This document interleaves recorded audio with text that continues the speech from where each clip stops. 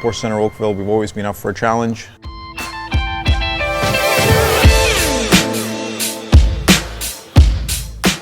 All right, Dirk, thanks so much for having me over to show me the status of the project.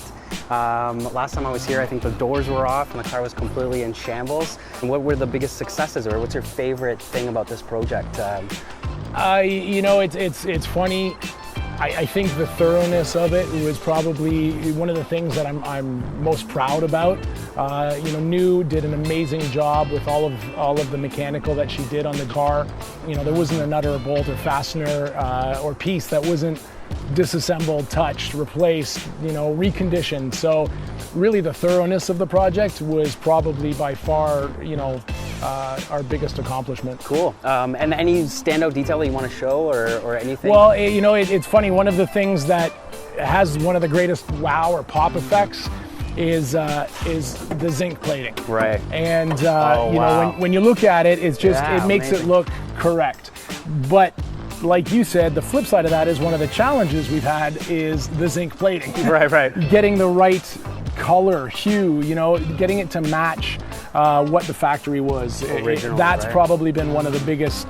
No, I mean, it's not even a big hurdle. It's a challenge making it look right. Right. Cool. Biggest lesson or takeaway from the project so far, working with the team at Porsche Center Oakville? Well, I would say, you know, one of the biggest things to be aware of is never underestimate the size of the project. Even when you get a donor car that looks complete, or a car or a platform that you think, oh, it's great, it's such an easy start. Man, when you start peeling the layers of the onion, it's never ending. Right, I guess so. No matter how good it is to start with, you can just keep going. With all the experience you have now with this platform, do you see yourself as a 944 owner in the future? You know, it's funny. I have never owned a 944.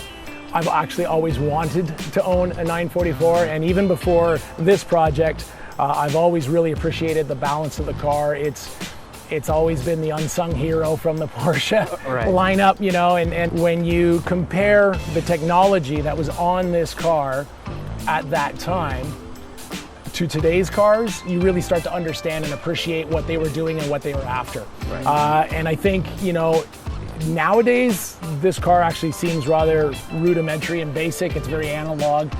And yeah, I could totally see myself driving one of these. There still is a really special spot in my heart for 944s, especially when you get them on the track and you start to have fun with them.